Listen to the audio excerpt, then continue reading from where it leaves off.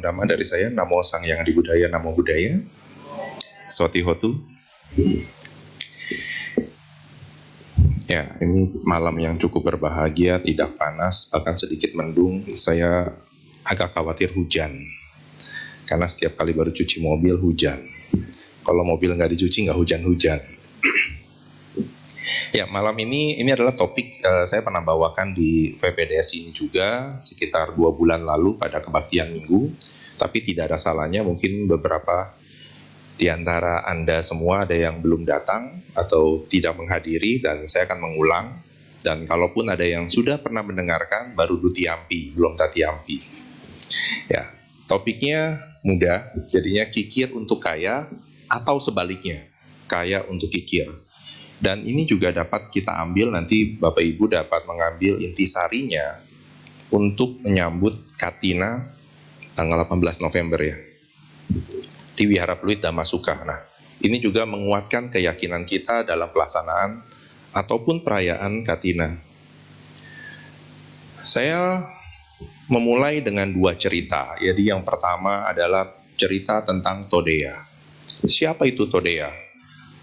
Todeya mempunyai seorang anak yang bernama Suba. Suba ini yang sering saya ceritakan kepada Ibu dan Bapak, 7 pertanyaan yang disampaikan kepada Buddha.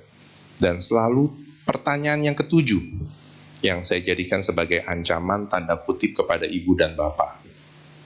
Ada yang ingat gak?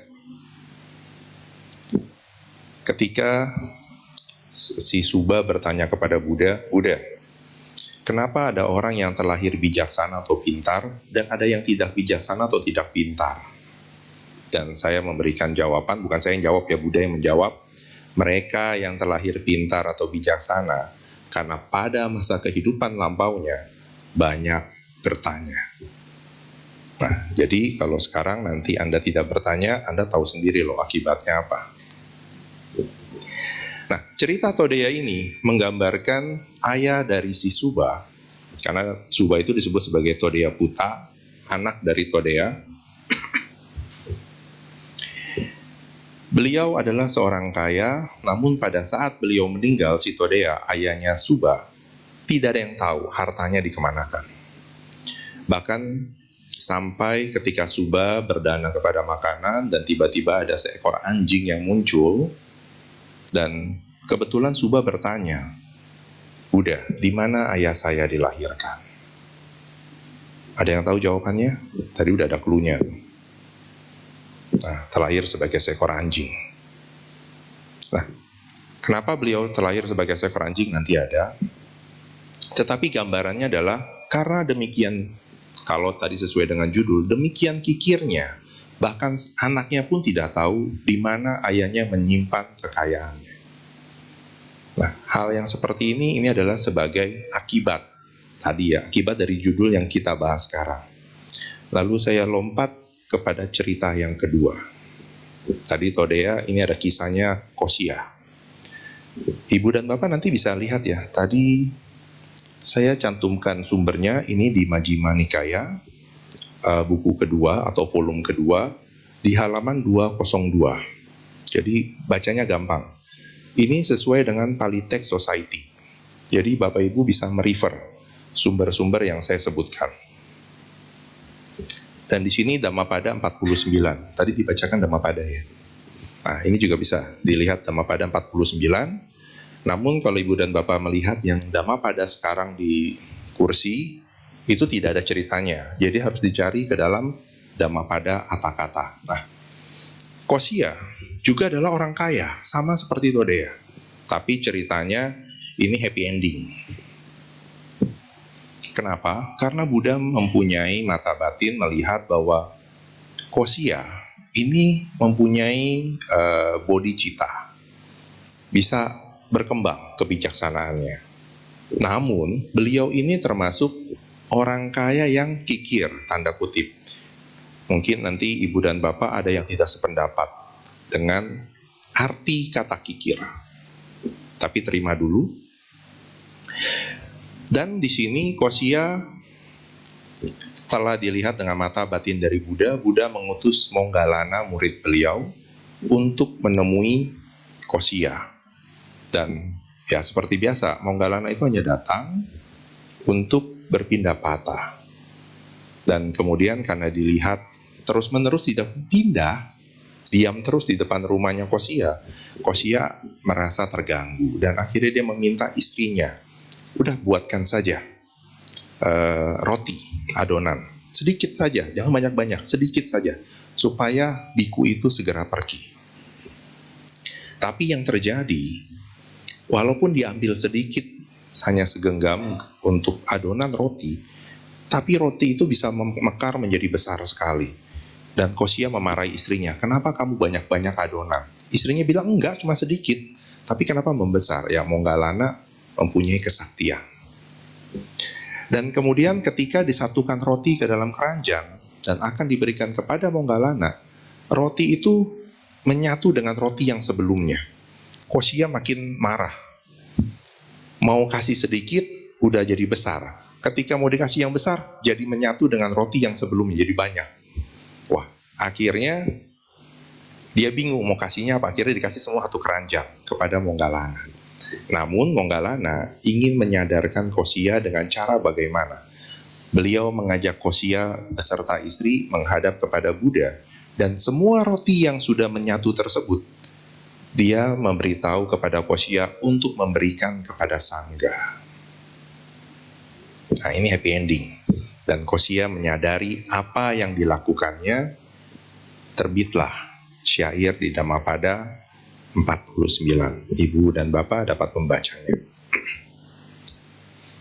Dari dua cerita tersebut, kalau yang pertama judulnya adalah Kikir untuk Kaya, tapi dari dua cerita tadi, ternyata kekikiran tersebut muncul ketika seseorang mempunyai fasilitas. Dalam hal ini adalah mempunyai kekayaan.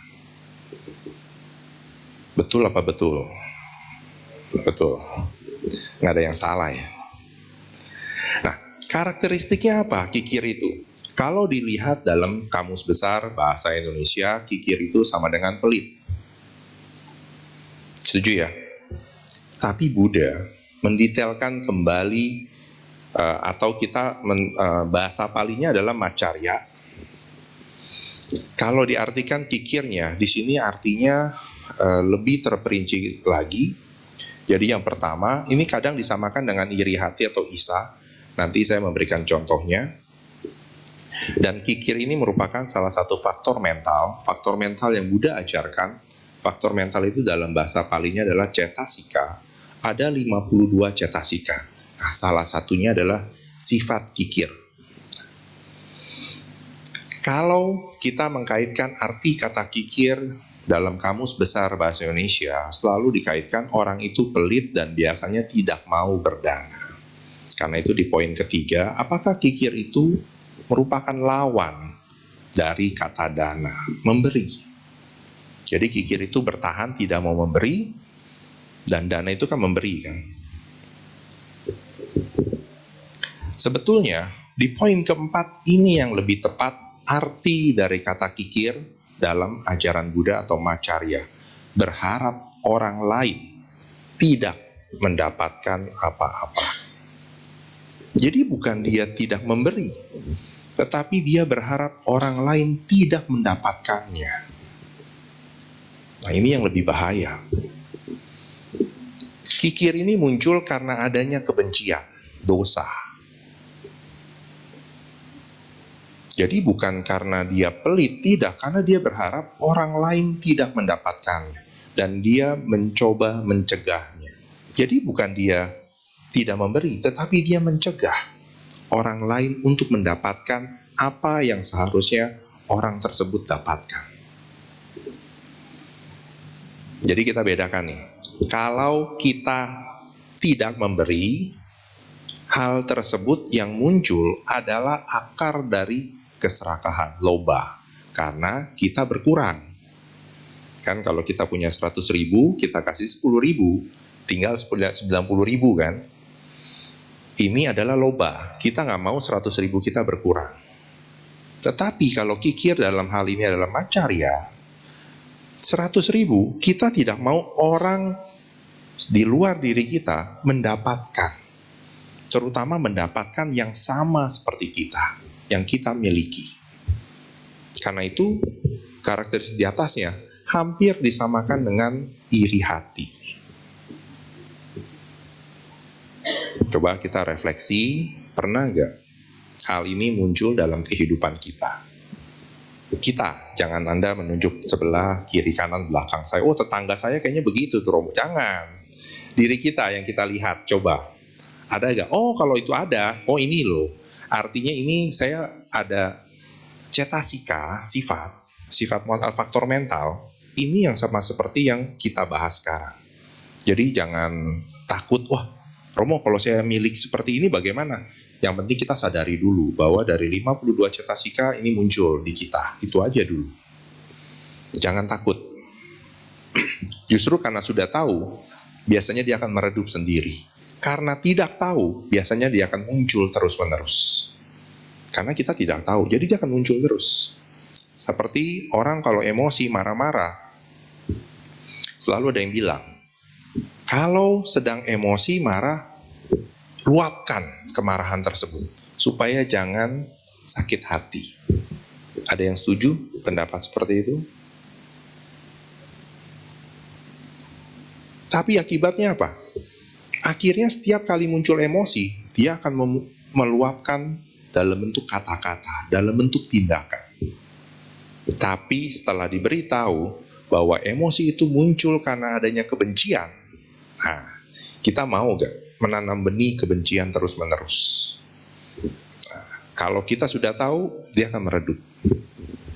Jadi jangan takut. Nah, hasil dari kikir atau macarya ketika meninggal, dia akan terlahir di alam peta atau hantu kelaparan.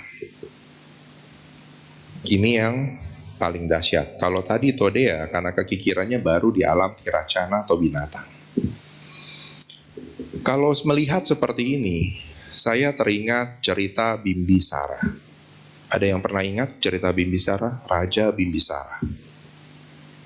Karena beliaulah muncul syair Tiro Buddha Sutta. Nah, kenapa beliau bisa terlahir sebagai seorang raja, tetapi kenapa beliau bisa mimpi seperti nyata, sehingga Buddha memberikan syair Tiro Buddha Sutta? Karena beliau sempat dihantui oleh mereka yang pernah hidup di masa yang lampau, dan mereka yang terlahir di alam peta berusaha mencegah Raja Bimbisara pada masa itu untuk berdana makanan kepada Buddha pada masa itu.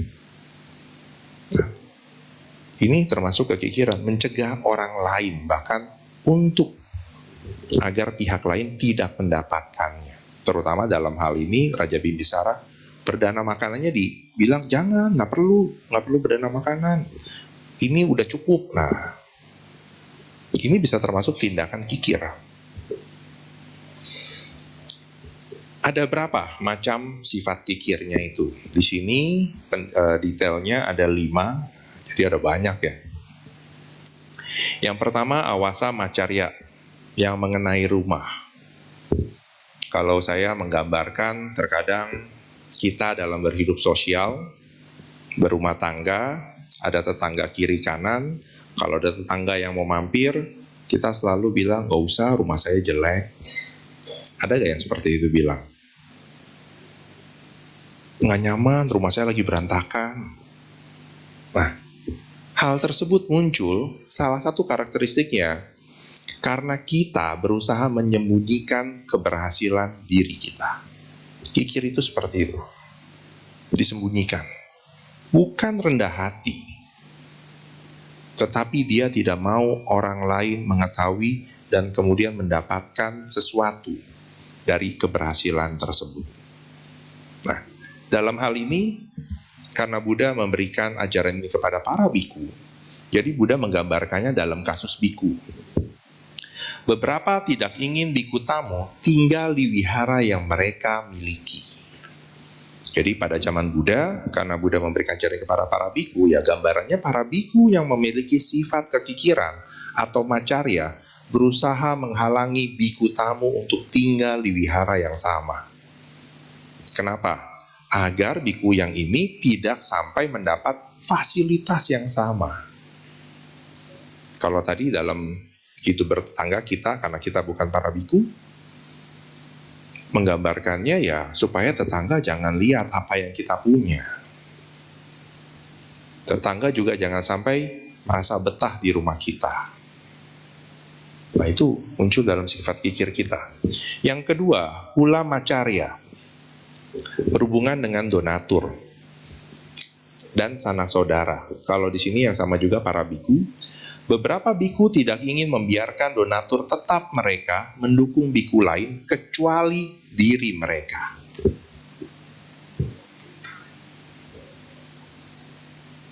Jadi terkadang kalau kita lagi punya acara, kita punya list donatur ada 10 orang, nomor 1 pasiwi honoris. Ketika ada teman dari organisasi lain bertanya, siapa saja donatur kamu? Pokoknya ada lah. Nama pasiwinya nggak dikasih. Takut semuanya ngirim proposal ke pasiwi.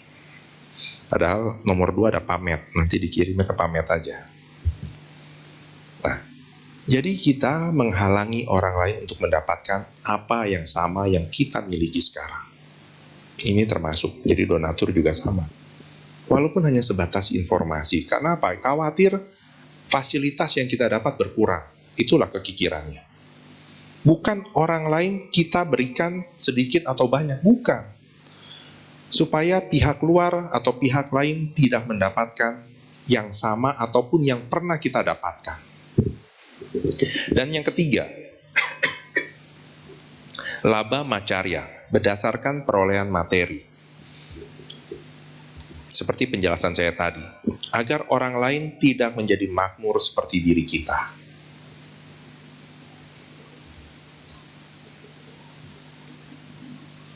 Mungkin sekarang banyak orang yang memberikan rahasia cepat kaya. Tapi mau ikut seminarnya bayar dulu 300.000. Benar kan? 300.000. Jadi kalau ada yang mau, ya ikut bayar. Jadi nggak ada yang gratis. Jadi yang cepat kaya siapa? Yang mau bikin acara. Ya kan 300.000, 100 orang aja udah berapa? Nah, tapi apakah kalau mereka itu sangat jujur? Jadi mereka cerita. Tapi beberapa di antara kita pun terkadang menyembunyikan cara kita untuk sukses. Cara kita untuk bisa survive secara ekonomi. Kenapa? Supaya kita jangan punya saingan. Terutama pedagang pasar yang kiri kanan. Kamu sumbernya dari mana? Ada pokoknya.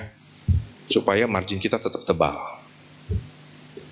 Salah satu narasumber saya dalam pembuatan tesis saya itu bercerita hal yang sama. Dia mengatakan bahwa internet adalah salah satu sumber kemunduran perusahaannya. Dengan internet, orang akan mudah mencari semua harga.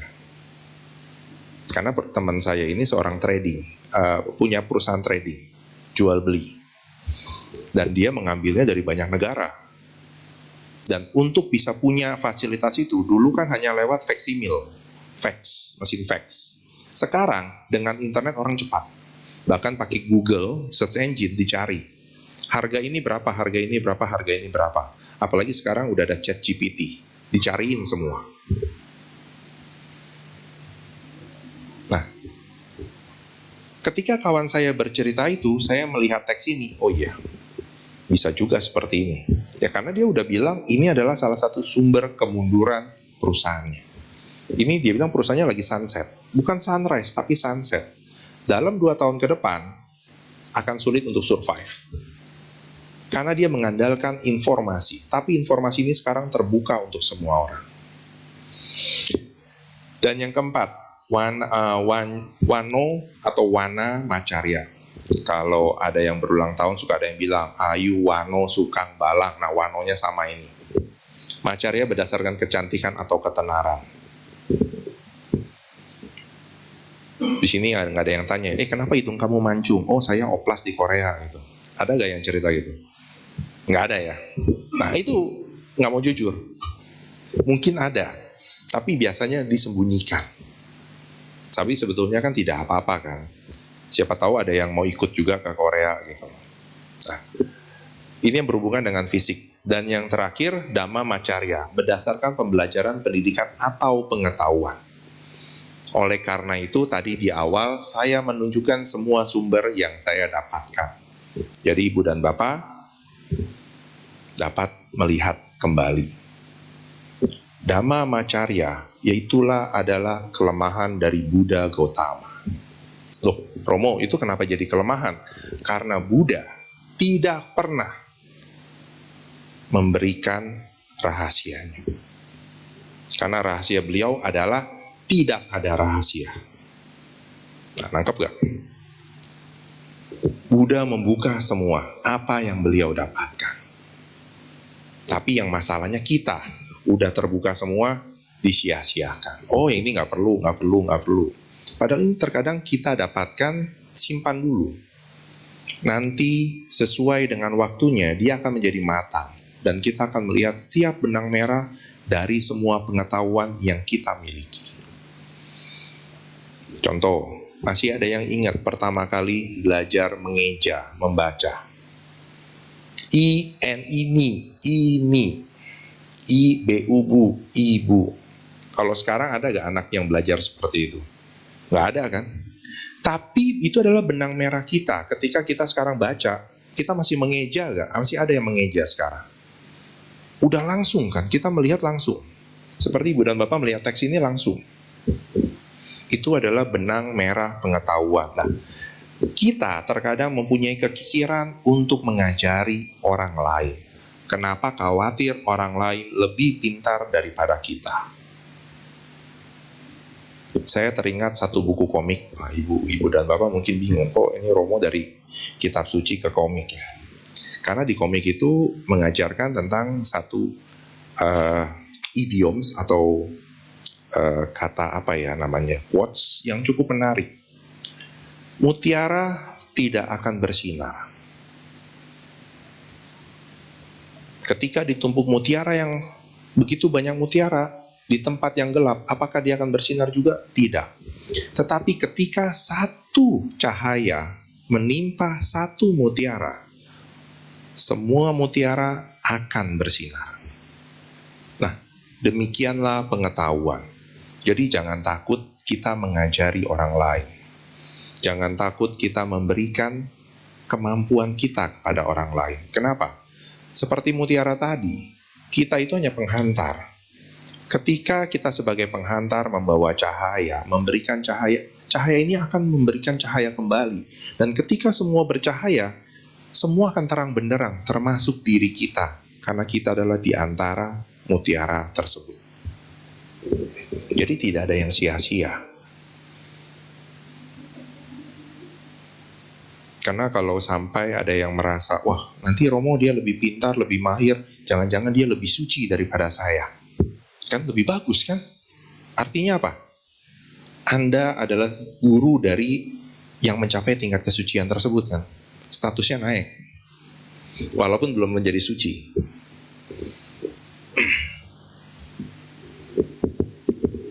Di sini di Samyutta Nikaya, apa yang ditakuti oleh orang yang kikir, yang mencegahnya memberi adalah bahaya yang datang ketika dia tidak memberi atau menghalangi orang yang akan memberi. Ini bahayanya ini akan muncul. Jadi kalau sebatas masih dalam niat, memang proses karma sudah berjalan, tapi ini belum terjadi. Tapi kalau sampai dia benar-benar tidak memberi atau menghalangi orang lain melakukan pemberian, itu bahaya tersebut akan datang. Ini sebatas quote-nya ya. Lalu kalau tadi gambarannya kikir itu versus dana, sesungguhnya tidak demikian, tetapi kikir atau macarya versusnya adalah caga, kedermawanan, kemurah hatian. Ini terdapat di dalam Anguttara Nikaya volume keempat halaman kelima. Ini yang membicarakan tentang 7 harta karun yang harus kita dapatkan. Jadi Buddha mengajarkan kita atau memberitahu kita ada 7 harta yang harus kita kumpulkan. Ini Dan di sini pembahasan kita mengenai kekikiran adalah hal yang keenam, tentang kedermawanan. Kenapa kedermawanan ini disebut dapat mengatasi kekikiran? Karena dengan adanya kemurahhatian, di sini ada sifatnya ya, Cagadana ini tinggal di rumah dengan kesadarannya bersih dari noda kekikiran. Jadi kalau dengan adanya kedermawanan, dia akan terbebas dari kekikiran. Makanya untuk mengatasi kekikiran macarya tadi, kita harus munculkan kedermawanan kita. Dengan adanya kedermawanan, pemberian dapat dilakukan. Mau memberi apapun, 5 hal yang tadi mengenai macarya, kita dapat berikan kalau ada kedermawanan. Dermawan dengan bebas, terbuka, bergembira dengan kemurahan hati, tanggap terhadap permintaan, bergembira dalam pembagian sedekah. Nah, jadi ada muncul kedermawanan, baru bisa pemberian terjadi. Jadi kalau tanggal 18 November, ini bukannya provokator, bukan, tapi sebagai aspirator. Anda tidak datang, artinya kikir. Tapi kalau Anda datang, kedermawanan sudah muncul. Dan ketika pemberian terjadi, pemberian dana terjadi, itulah buah dari kedermawanan. Bukan provokator ya. Nanti Anda semua pada datang tanggal 18. Itu harapan dari panitia ya. Saya bantu panitia. Ini yang kita munculkan, karena ini harus selalu kita munculkan dalam kehidupan kita sehari-hari. Supaya yang 5 hal tadi mengenai rumah, mengenai kekayaan, mengenai kecantikan, mengenai pengetahuan, itu kita bukan menjadi orang yang kikir karena kita menghalangi pihak lain untuk mendapatkan yang sama seperti yang kita punya. 2 hari lalu saya bertemu dengan kawan, dia cerita, Kres, lu tahu kan si ini? Dia bilang ada orang pertama A. Terus dia bilang, A ini ketemu dengan si B. Mereka ini saling menunjukkan kemampuannya. Kalau saya bilang, oh mereka saling flexing ya. Oh iya, benar.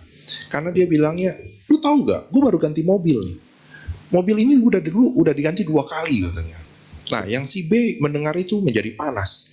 Dia tunjuk sama kawan saya, kamu tahu kan waktu saya ganti mobil yang pertama. Kawan saya lagi bingung mobil yang mana ya. Jadi supaya tampil sama, yang terjadi adalah apa? Hal-hal yang kurang tepat, informasi yang tujuannya supaya naik aja padahal belum tentu terjadi. Atau dengan kata lain berbohong. Karena kawan saya bilang, gue sendiri bingung yang dimaksud mobil yang mana gitu. Dia tidak tahu, cuma iya aja karena yang bicara adalah atasannya.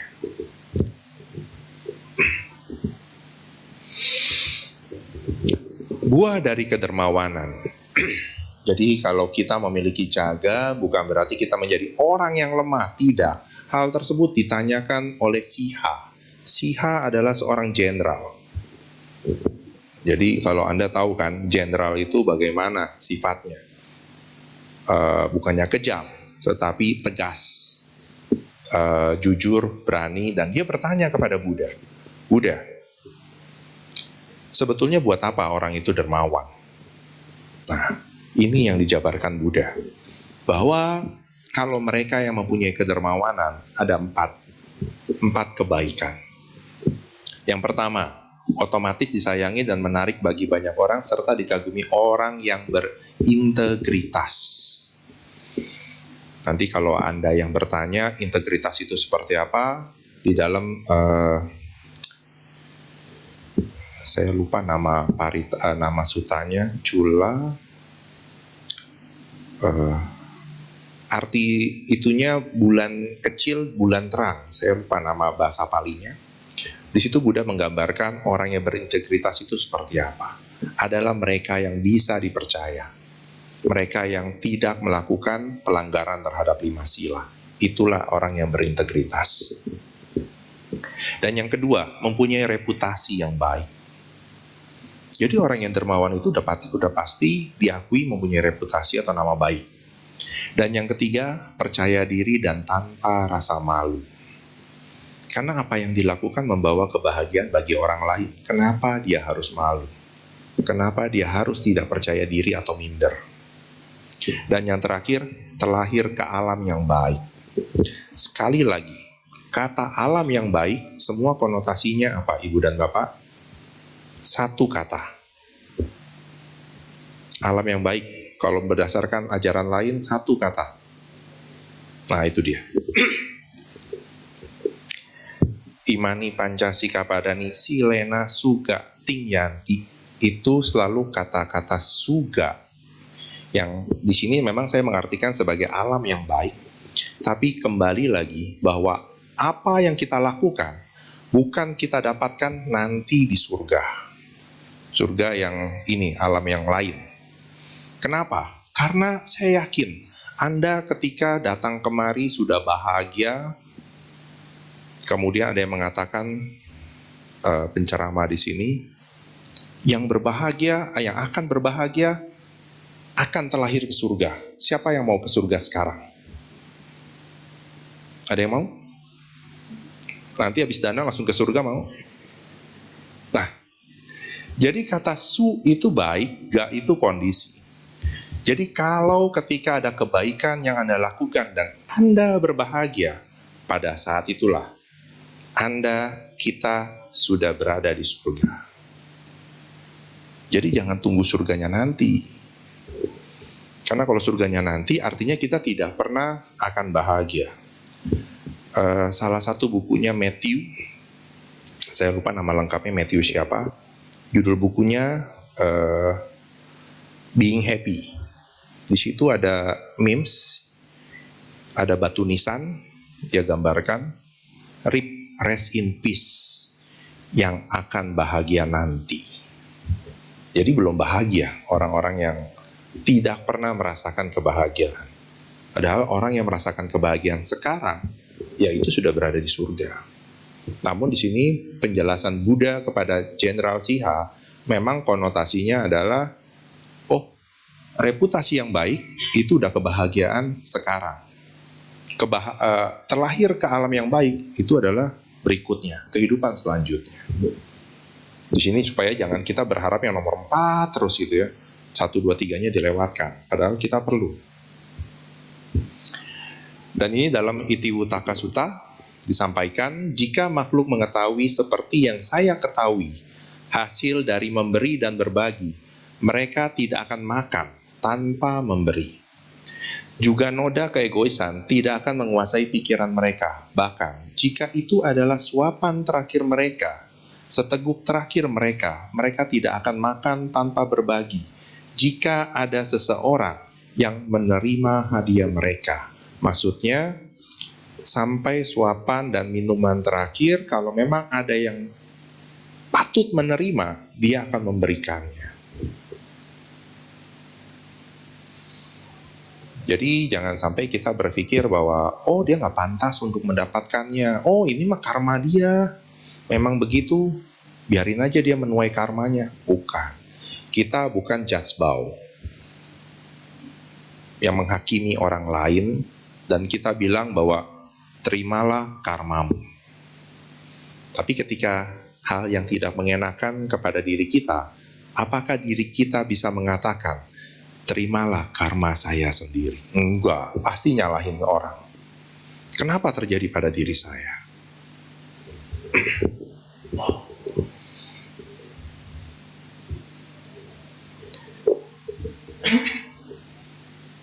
Ini yang terakhir yang bisa saya berikan, bahwa dalam tingkat pemberian ini sebagai, nah kalau ini sebagai motivasi. Kalau tadi saya sebagai aspirator, sekarang saya sebagai motivator. Sebelum saya jadi kompor.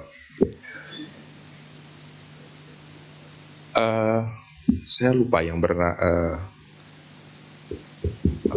Ini ada seorang ratu. Ratu ini bertanya kepada Buddha.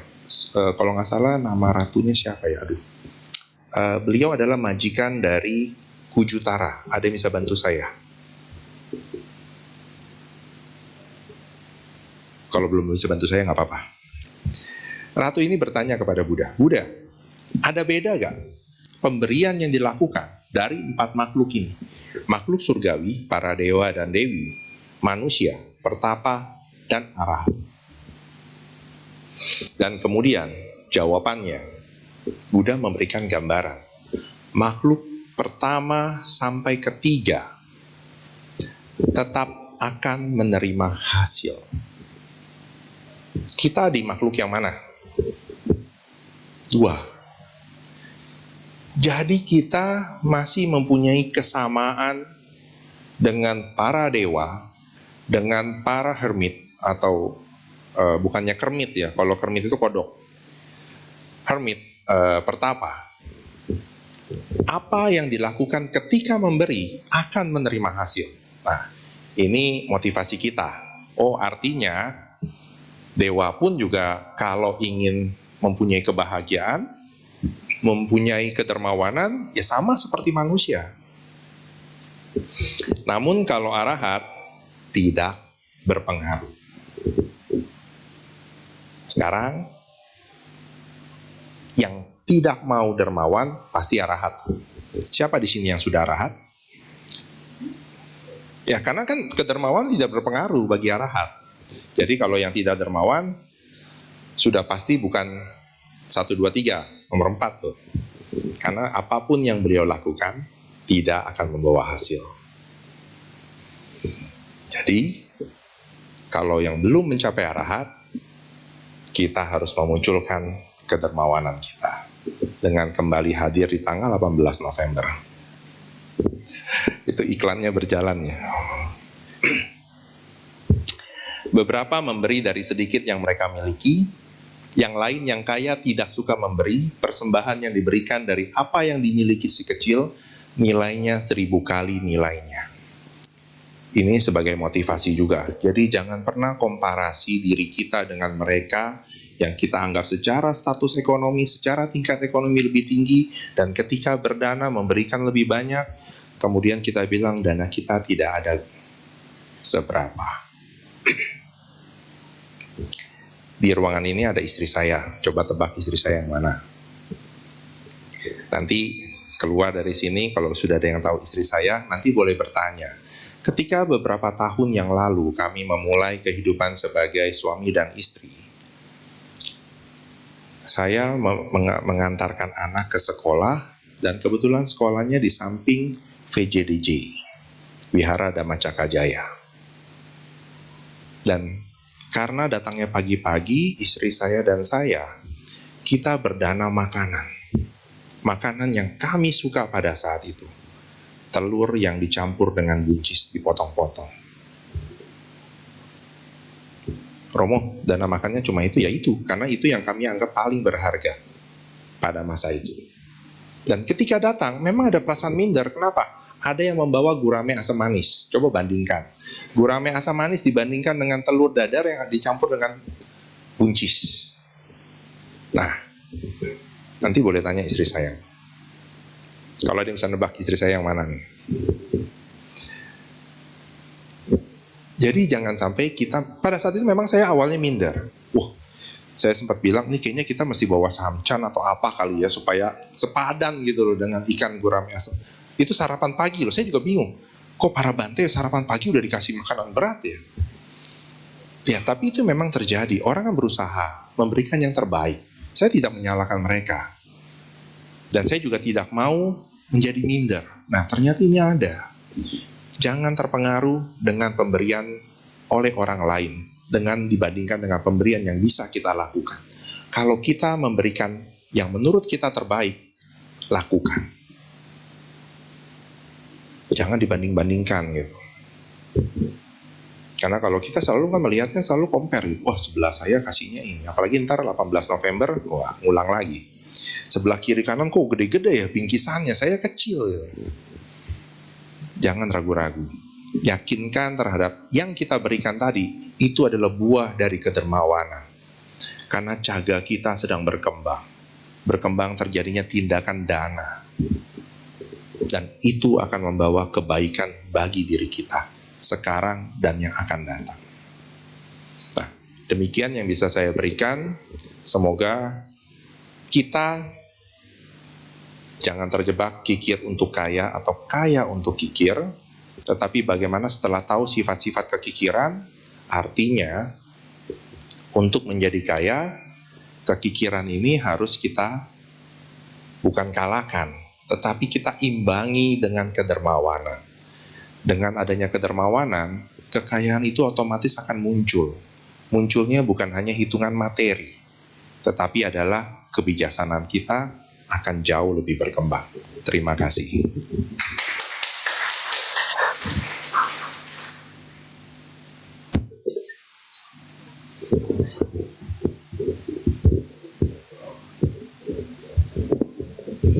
Ya, demikianlah Dhamma Desana yang disampaikan oleh Romo Krisno Budoyo. Romo mempersilahkan untuk sesi tanya jawab. Jadi bagi Bapak Ibu yang memiliki pertanyaan, baik secara tulis maupun lisan, nanti bisa ditanyakan. Jadi bagi yang ingin bertanya secara langsung, nanti setelah kita bernyanyi, angkat tangan saja, nanti akan dipersilakan ke depan dan bertanya langsung kepada Romo. Jika ingin bertanya secara tertulis, di depan kursi Bapak Ibu ada kertas dan juga alat tulis. Jika tidak ada, nanti ketika keliling bisa minta ke saya. Baiklah, sambil menunggu pertanyaan yang masuk, mari kita buka kembali buku tuntunan kebaktian kita. Kita nyanyikan sebuah lagu bersama-sama. Kepada petugas, dipersilakan.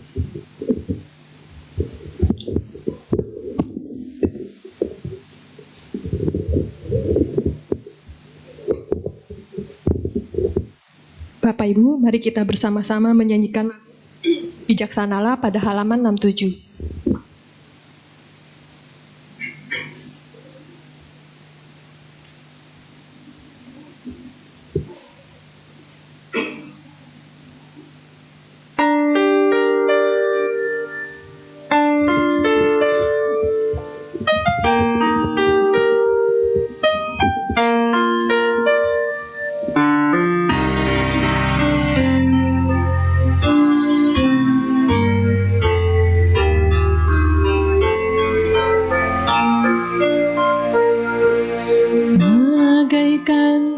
Batu karang yang tak tergoyahkan oleh badai, demikianlah para bijaksana takkan terpengaruh celah dan puja.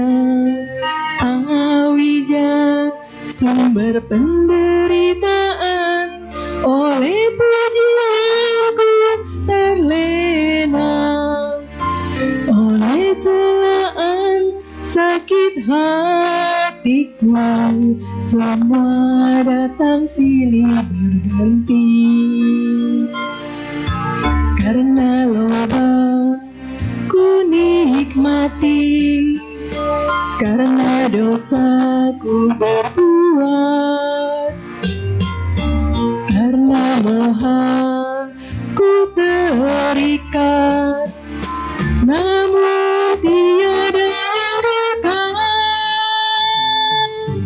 Anicca dukkha anatta, itulah tiga corak utama hukumnya alam semesta yang ditemukan Sang Bhagawan.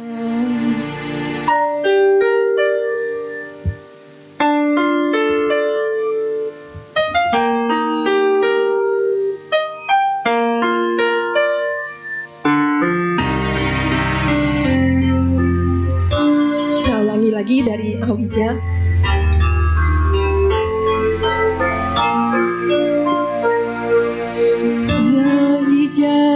Sumber penderitaan, oleh pujianku terlena, oleh celaan sakit hatiku semua datang silih berganti. Karena loba ku bisa ku berbuat, karena moha ku terikat, namun tiada yang kekal. Anicca dukkha anatta, itulah tiga corak utama hukumnya alam semesta yang ditemukan Sang Bhagawan.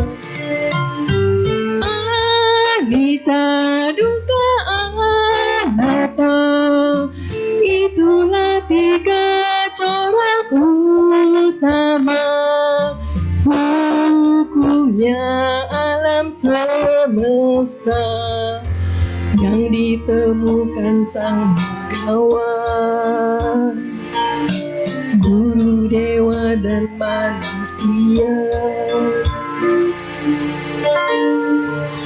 Makasih.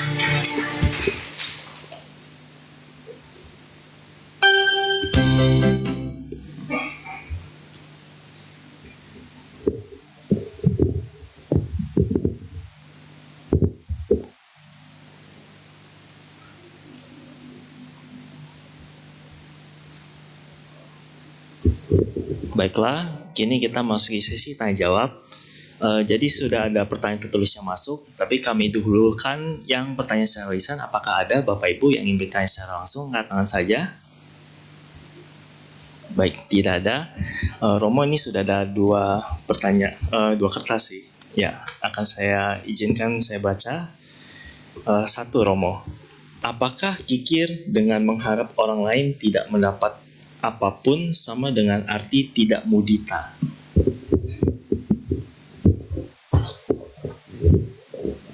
Ya, kalau sekilas sama, sebetulnya tidak.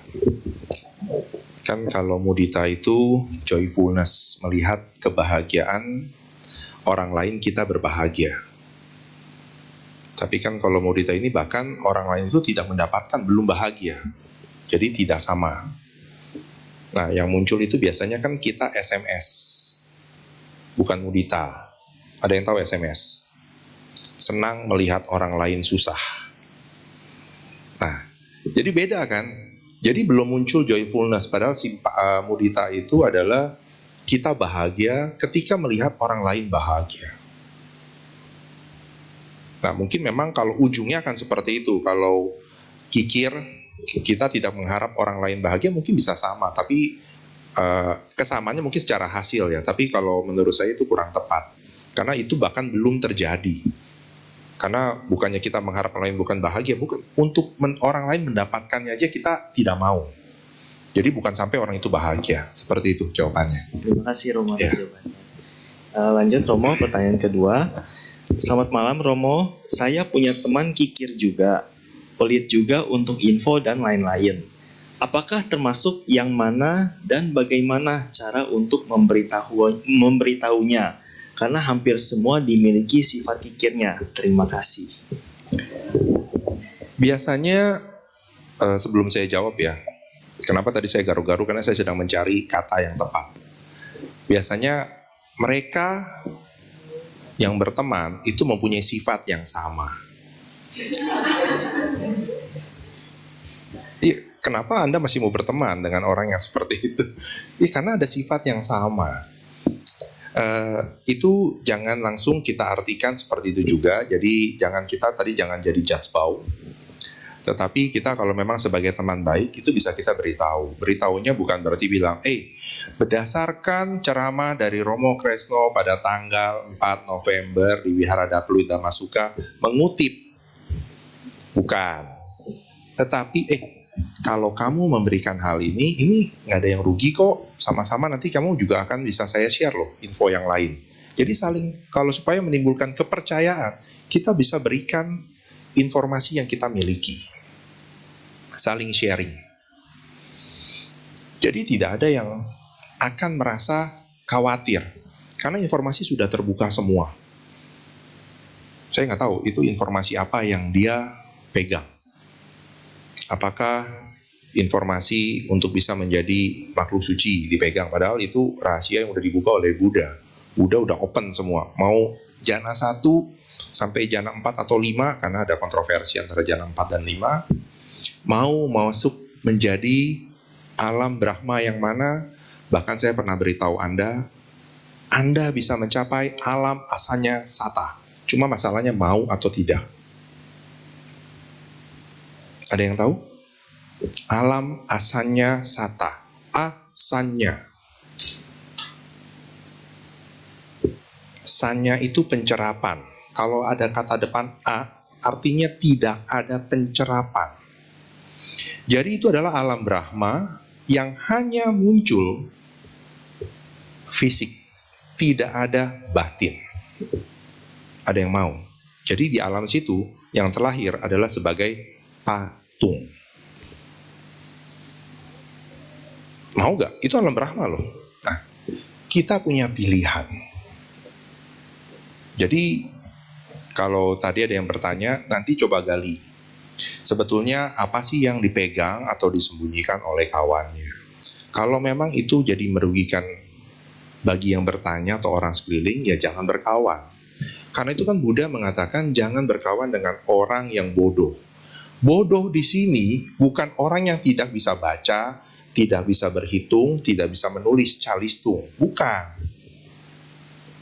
Tetapi orang yang tidak bisa membedakan yang mana yang baik dan mana yang tidak baik. Ini yang dikatakan Buddha sebagai orang yang bodoh. Orang yang tidak bijaksana. Jadi bukan berarti, Romo, kalau kita menjauhi orang yang bodoh, artinya kasihan dong, dia semakin bodoh terus. Bukan bodoh yang calistung, bukan. Karena kalau orang yang sudah mempunyai 3 akar loba, akar dosa, akar moha, terutama akar moha,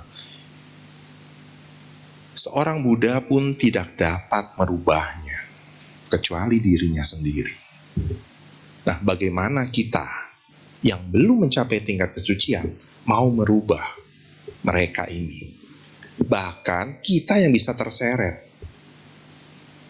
Karena tadi saya ceritakan, orang yang tergabung dalam satu kelompok biasanya mempunyai kesamaan.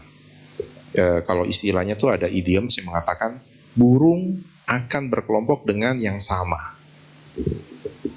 Nah, kita nanti bisa terseret seperti makanya Buddha sudah merimai. Jangan bergaul dengan mereka yang bodoh. Bodoh di sini adalah yang tidak bisa membedakan yang mana yang baik, yang mana yang buruk. Jadi bukan bodoh secara akademis ya, bukan. Karena ini banyak pertanyaan yang bertanya seperti itu. Kok kita menjauhi yang bodoh? Kan yang bodoh mesti diajarin dong supaya jadi pintar. Bukan, kalau justru yang bodoh kita bantu supaya bisa sekolah. Nah, bodohnya seperti itu. Nah, kalau yang tidak bertanya pada malam hari ini secara langsung, Anda sudah tadi di awal sudah dengar kan pertanyaan yang ke-7 yang ditanyakan Subba kepada Buddha. Masih ingat kan? Ayo, mau pintar atau tidak pintar? Itu saja dari saya. Terima kasih. Terima kasih Romo atas jawabannya. Baiklah, kepada Bapak Ibu, apakah ada yang ingin bertanya secara langsung? Angkat tangan saja. Oh, silakan buat Najita.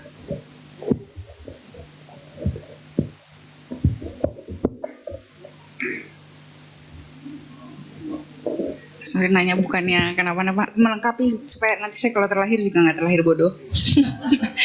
Karena guru saya juga Ajahn Brahm juga mengucapkan hal ini, kalau bisa banyak bertanya. Saya nanya supaya melengkapi karena ini direkam. Kebetulan waktu lagi Romo memberikan ceramah yang sama, ini lagi saya tunggu tapi belum diupload gitu ke WPDS karena saya pengen share. Kebetulan hari ini datang ceramah hal yang sama lagi. Jadi saya pengen melengkapi karena jadi saya tanya sini supaya ada jawaban, jadi nanti bisa direkam di videonya. Karena di sini ada tadi istilah dermawanan itu ada caga ya. Jadi saya di sini nanya karena salah satu perenungan Nusati, caga Nusati ada di dalamnya dan sila Nusati ada di dalamnya. Tapi jarang sekali kayaknya dibahas oleh orang-orang yang biasanya ceramah, karena kebanyakan dari kita nih punya konsep bahwa kalau kita melakukan perbuatan baik, jangan diingat-ingat. kalau kita melakukan berdana tangan kanan, tangan kiri nggak boleh tahu. Padahal sebenarnya Sang Buddha tidak mengajarkan yang seperti itu.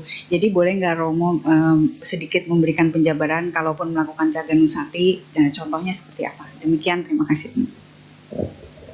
Terima kasih Yang Luhur mengingatkan kembali. Nah,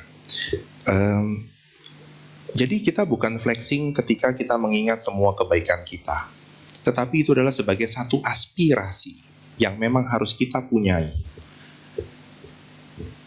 Pada saat 14 sampai 17 kondisi pikiran kita, terutama pada saat cuti cita akan muncul, kita akan flashback. Cuti cita itu apa? Cuti itu tidak hadir atau mati. Pada saat kondisi pikiran akan berhenti, yang terjadi adalah pemutaran semua proses yang pernah terjadi, yang paling berkesan dalam kehidupan kita. Kalau kita tidak mengembangkan tadi Jaganusati, perhatian terhadap kedermawanan kita, yang muncul itu lawannya. Pikirnya ini yang muncul, lobanya yang muncul. Dan kalau sampai itu yang muncul, proses jawana-jawan ini akan mendorong kondisi pikiran kita. Akhirnya yang didorong adalah kepada kondisi-kondisi pikiran yang kurang baik. Kalau itu yang terjadi, kikir ini sudah tadi kan hasilnya adalah alam peta. Itu adalah hasilnya. Nah, kalau dengan adanya perenungan terhadap semua kebaikan yang kita lakukan, bukan tujuannya untuk menumbuhkan kemelekatan, bukan. Tetapi memperkuat keyakinan kita bahwa apa yang kita lakukan ini akan membuahkan kebaikan. Dan kita mempunyai kesempatan untuk melakukannya satu kali lagi ketika kita mempunyai kesempatannya. Karena itu, status di WhatsApp saya, kalau ada yang punya nomor saya, kalau ada yang punya, mengkondisikan untuk selalu berbagi. Karena tujuannya itu. Jadi bukan untuk flexing. Kemarin saya dana segini loh. Bukan. Itu mah cukup kita simpan sendiri. Karena pada saat kita dermawan, ada tindakan dana, 3 kondisi pikiran, sebelum, saat, dan sesudah, ketika lengkap, dan medianya terbebas dari keserakahan, terbebas dari kebencian, terbebas dari kebodohan. 6 faktor ini dalam proses terjadinya pemberian dan penerimaan yang kita sebut sebagai dana, ini lengkap, ini sempurna. Kalau sesuatu tindakan sempurna tidak pernah kita ingat, sayang sekali. Jadi ketika hal ini terjadi, Anda harus merasa atau menumbuhkan kebahagiaan. Karena itu, salah satu guru saya mengajarkan, ketika kebaikan terjadi, walaupun bukan oleh diri kita, kita mengucapkan 3 kali. Apa? Itu dia. Sadu, sadu, sadu. Walaupun bukan oleh diri kita, tetapi itu akan memunculkan kedermawanan kita. Karena kita, Buddha mengatakan, ada 2 orang yang sulit ditemui di dunia ini. Yang pertama, mereka yang melakukan kebajikan. Sulit. Karena kita terkadang menutup mata untuk mereka yang melakukan kebajikan. Tetapi yang kedua, lebih sulit lagi. Mereka yang setelah melihat kebajikan, mengulang kebajikan yang sama yang sudah mereka lihat. Jadi, kita mengulang dengan orang yang pertama. Ini 2 orang yang sulit yang ditemui, yang Buddha katakan. Nah, jadi aspirasi yang luhur tadi sampaikan, kedermawanan ini harus kita jaga. Harus kita tumbuhkan terus-menerus. Bukan, jangan sampai, sekali kita beli, udah lupakan. Jangan, sayang. Justru ketika pemberian sudah dilakukan, terjadi akibat kedermawanan yang muncul, munculkan aspirasi. Semoga jasa kebajikan yang saya lakukan membawa kebahagiaan untuk siapa? Misalnya untuk mendiam, untuk yang masih hidup, untuk diri kita. Bisa, karena itu akan menumbuhkan satu yang dikatakan sebagai aditana. Kenapa? Karena begitu Anda sudah merasakan rasa, saya sebutnya sebagai piti, kegiuran. Karena kalau ada satu kebahagiaan, tiba-tiba ada yang memuncah, kayak meluap. Misalnya bulu kuduk kita berdiri, terus merinding semua, terus kita merasa kok kayaknya saya bahagia ya dengan kebahagiaan yang saya lihat atau yang saya lakukan. Nah, Anda ingin mengulanginya lagi. Nah, itu yang dijadikan sebagai aspirasi. Memang ada yang mengatakan kebaikan dan kejahatan itu ibarat candu. Nah, tinggal candu yang mana yang kita konsumsi. Kalau kejahatan itu yang jadi candu, ini akan mengulang terus. Oleh karena itu Buddha sampaikan, benihnya ada benih buruk, mau buahnya buruk? Nggak mau. Kalau gitu ganti benihnya. Benihnya ini sama seperti candu. Jadi kebaikan itu seperti candu. Sekali kita lakukan, membawa kebahagiaan untuk orang lain, apakah kita akan berhenti? Tidak. Kita akan terus melakukannya. Mungkin pertama motivasinya. Motivasinya karena saya dilihat oleh orang banyak. Nggak enak. Motivasi kedua karena kita mulai sadar. Motivasi ketiga karena kita tahu manfaatnya. Nah, tinggal tergantung kita nih. Semua yang kita lakukan, datang ke wihara, karena apa motivasinya? Datang berdana tanggal 18 November, karena apa? Jadi bukan karena dipaksa Pak Sarwan, Vincent, bukan. Tapi kita mau datang sendiri. Seperti itu yang luhur. Semoga bermanfaat. Ini sekilas mana memang Caga Nusati. Hal ini memang sangat jarang, tapi saya pernah 2 kali mengulasnya. Saya baru ingat yang 7 harta karun itu yang namanya Arya Dana Sutta. Nanti Ibu dan Bapak bisa cari, karena itu adalah 7 harta karun yang Buddha sampaikan yang harus dimiliki terutama perumah tangga. Terima kasih. Masih ada waktunya nggak? Ya, silakan Bapak. Mumpung di depan hujan, sepertinya hujan.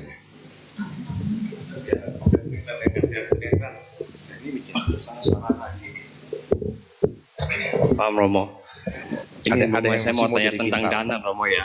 Itu kebetulan ada seorang dia bilang pas dia ke tempat acara ada guru besar itu katanya kalau berdana ke sana sangat baik, itu ada jodoh karma baik. Tetapi ada tetapinya, uang dia hanya 100.000 di kantong. Terus dia mikir, dia tukar, nggak ada dapat tukaran uang kecil. Kalau dia sumbangkan semua, nanti bensinnya udah habis katanya. Bingung dia. Terus temannya terus bilang, ya udah, aduh kesempatan ini kasih aja, yang itu nggak usah dimikirin, pasti ada jalan keluar. Dia bilang, iya ngomong begitu sih enak, tapi kalau masalahnya kalau saya kasih, ternyata saya pulangnya jauh loh katanya, ke Tangerang. Saya bilang ya, kalau mogok gimana, dia bilang, kan sengsara saya. Nah, dia mau tukar nggak ada yang mau tukarin, akhirnya nggak jadi. Itu termasuk kikir nggak? Makasih Romo. Ya, ini kondisi yang berbeda ya. Kalau tadi dia sempat bertanya kepada temannya kenapa temannya tidak meminjamkan uang ya. Ya, itu mungkin satu bentuk perandaian, tapi kondisi itu sebetulnya tinggal balik kepada kebijaksanaan. Bukan masalah kikir atau tidak, tapi kebijaksanaan kita. Pada saat itu memang kondisi yang tepat atau tidak. Seperti pada hari ini saya berkesempatan karena saya mendengar kabar dari WhatsApp group, ada sekelompok tim mitra. Tim mitra itu di organisasi kami adalah mereka yang peduli melakukan kegiatan sosial. Kebetulan sedang akan mengunjungi kedua guru dhamma saya, guru agama Buddha saya. Karena saya harus hadir di satu tempat siang ini dan kemudian harus kemari, saya langsung WhatsApp dia, bro, bisa minta tolong nggak? Saya titip dana untuk kedua guru saya. Jadi saya ada kesempatan saya titip dana. Nah, tapi kalau kondisi yang tadi, tinggal tergantung kebijaksanaan kita. Kalau memang tidak memungkinkan, kenapa harus dipaksakan? Itu tidak kikir, karena memang kondisinya tidak sesuai. Tapi kalau memang tadi temannya ada yang bilang, lakukan dulu semua kebaikan, pasti ada jalan keluar. Ya temannya tolong bantu.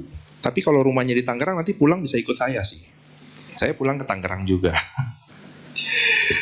Jadi jangan khawatir, tapi balik lagi kepada kebijaksanaan. Jangan atas nama kebaikan, semua ditabrak.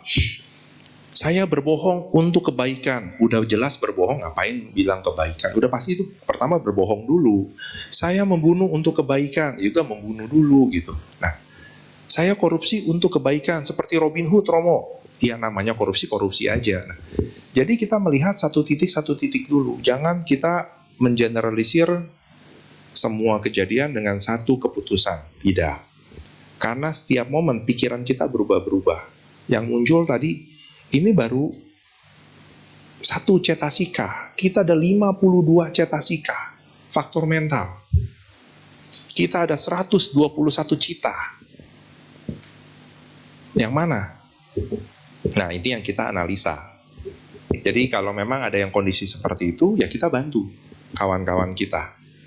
Jadi contoh, kawan saya seperjuangan, ya setiap orang mempunyai jalan hidup yang berbeda-beda. Dia sebagai Grab driver. Kemudian datang ke salah satu event yang kami adakan, saya bilang kepada panitia acara, karena dia datang rumahnya di Bogor, terus dia harus ngisi acara di tempat kita, kita bantu yuk, kasih angpau. Padahal saya udah bilang jangan kasih tahu angpau ini dikumpul dari siapa. Tapi karena terlalu jujur, diceritain angpaunya dari mana-mana aja gitu. Sehingga ketika dia sampai rumah, dia langsung salah satunya, kebetulan saya yang kumpulkan angpau, di WhatsApp oleh beliau. Nah, jadi seperti itu, kita yang komunitas saling membantu. Jadi kalau memang nanti Anda semua di sini terkondisi untuk membantu salah satu rekan yang ada di sini karena kurang mampu, lakukan. Supaya dia jangan sampai terkondisi tidak mampu melakukannya. Karena kan kita saling membantu kan. Karena kalau di sini menjadi komunitas karena mempunyai kesamaan. Artinya yang datang walaupun tidak mampu, di sana ada satu. Mempunyai kesamaan. Samanya apa?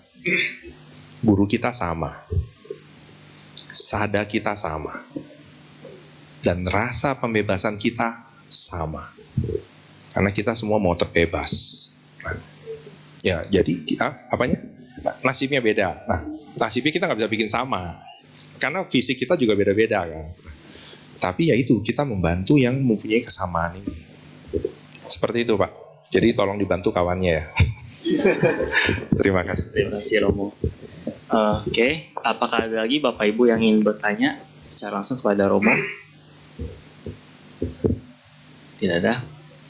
Oke, Dio masih hujan Romo. Boleh saya izin bertanya tidak Romo? Nanti nggak pulang-pulang di sini yang. Saya ada dua sih Romo, tapi mungkin singkat aja.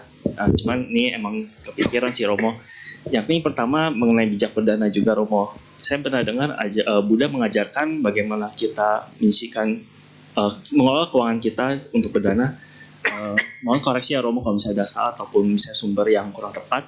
Jadi saya dengar itu sumbernya dari pendapatan kita itu dibagi 4, 1 untuk 1/4 untuk kebutuhan hidup, 1/4 untuk perputaran usaha, 1/4 untuk tabungan, dan 1/4 untuk dana.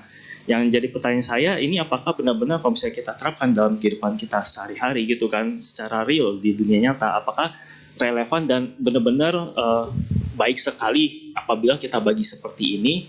Contoh misalnya ilustrasi, misalnya seseorang punya pendapatan sebulannya misalnya 10 juta misalkan. Kemudian dengan penerapan dengan cara seperti itu, dia berarti 1/4 dari penghasilannya disisihkan untuk berdana. Berarti dia sisihkan sebulan misalkan 2,5 juta per bulan. Atau misalnya yang lebih ekstrim, misalkan pendapatan 100 miliar, berarti sebulannya dia sisihkan 25 miliar begitu. Nah, pertanyaannya apabila misalkan ada kenaikan pendapatan, misalnya dari 10 juta misalnya jadi 12 juta, berarti yang misalkan seandainya ada orang yang misalkan menerapkan dengan cara seperti itu, dia sisihkan dengan gaji 10 juta, pendapatan 2,5 juta untuk dana, Kemudian karena naik jadi 12 juta, jadi dia sisihkan sebulan jadi 3 juta per bulan. Bijak tidak seperti itu Romo. Karena juga ada bisa komen gitu kan. Orang misalnya nggak masalah dalam berdana, tapi ada aja yang komen, oh kalau kamu dana kegedean nih segini gitu kan, atau sebulan gitu. Jadi ibaratnya bagusnya seperti apa Romo? Atau kalau misalnya itu kan lebih ya, kalau misalnya kurang pendapatannya ya orang dia sesuaikan seperti itu, dikurangin ya beda lagi hitungannya. Oke nggak Romo? Kalau hitungannya seperti itu dalam berdana, atau ada cara yang lebih bijak lagi? Kita voting aja. Yang 25% penghasilannya untuk didanakan ke Peluit Wihara Peluit Damasuka. Siapa? Nggak ada yang mau ke tangan. Informasinya mungkin saya bisa koreksi. Dari 100% penghasilan kita pecah jadi 3, bukan 4, tetapi 3. 25%, 25%, 50%. Ada pajak. Tapi dana itu kalau melewati yayasan akan diberikan bukti potong pajak, Pak. Jadi berikan dana kepada tempat yang sesuai. Nanti kalau Anda mau bisa hubungi saya. Dari 25% yang kita gunakan jadi 25 untuk keperluan sehari-hari, 25 untuk ditabung, 50% untuk perputaran usaha. Karena pada zaman Buddha semuanya adalah pengusaha, pedagang, petani, semuanya usaha. Kalaupun yang karyawan itu kan based on kasta, jadi akan sulit mereka mengumpulkan keuangan.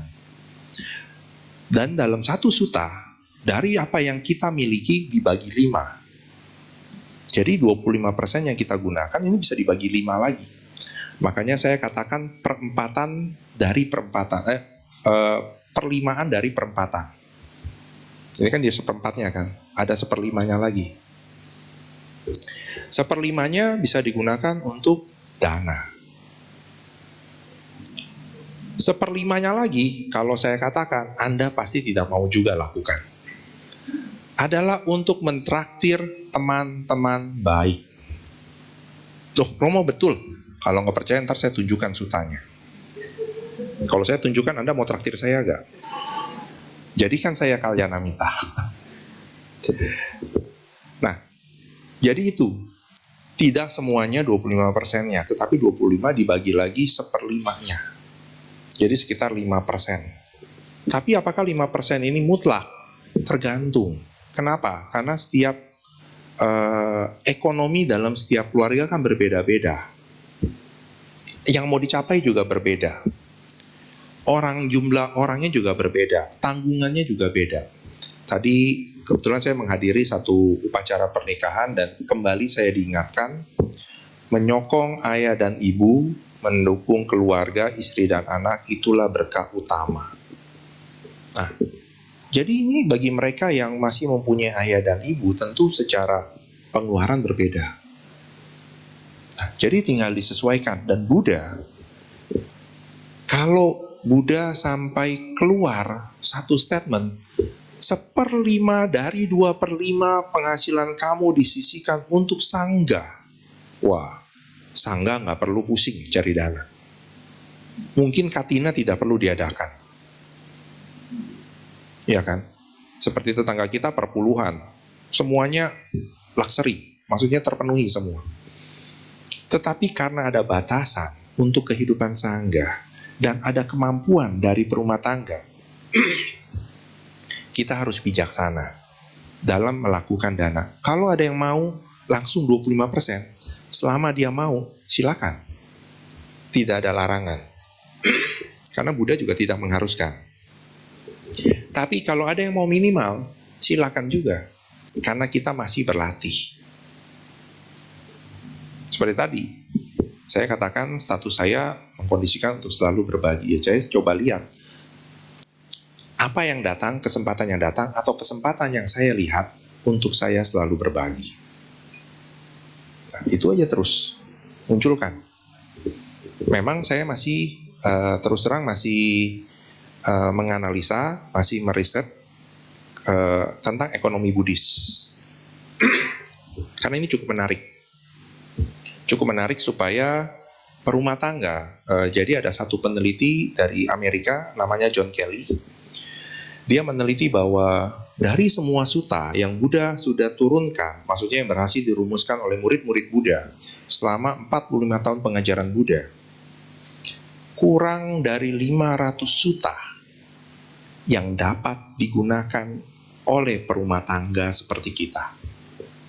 Jadi harus hati-hati.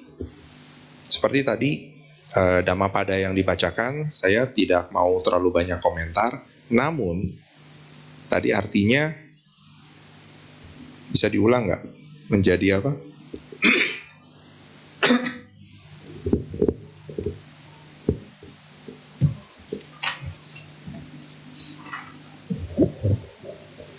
Syair yang keduanya kalau nggak salah.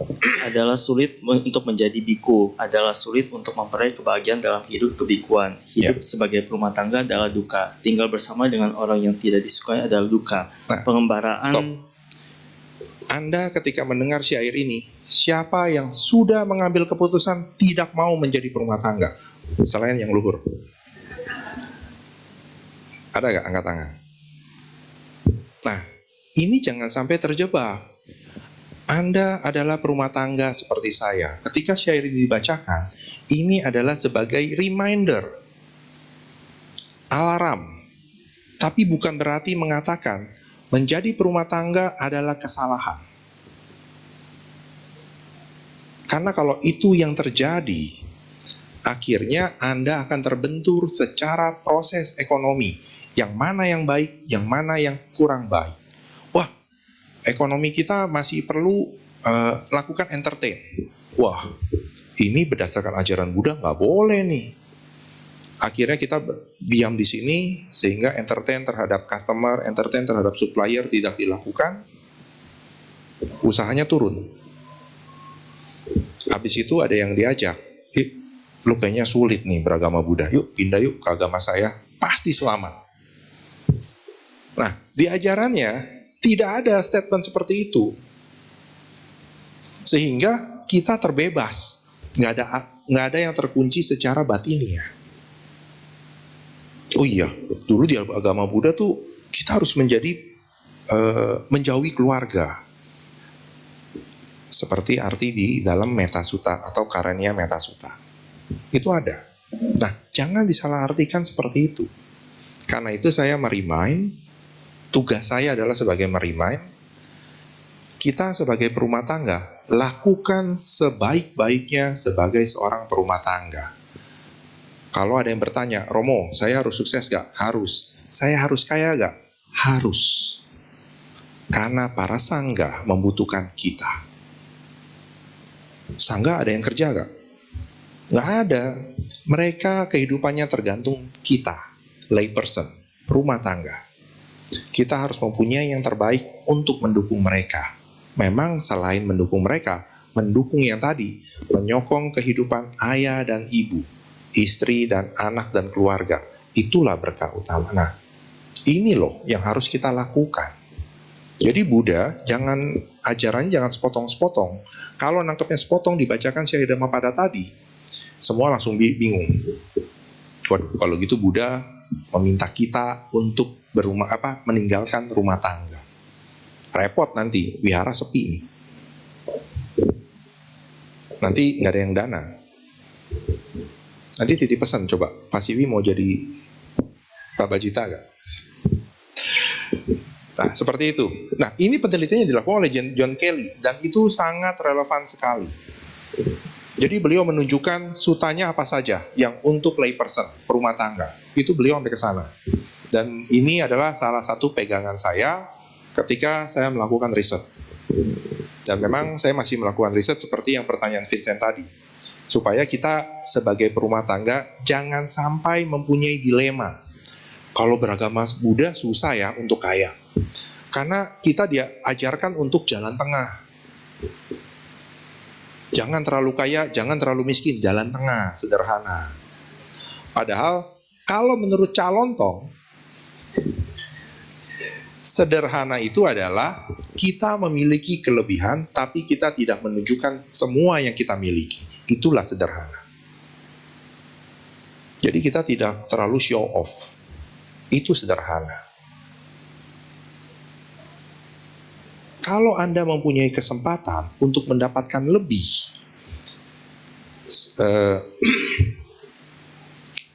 saya ada podcast yang Selasa lalu, nanti Anda boleh cari di YouTube.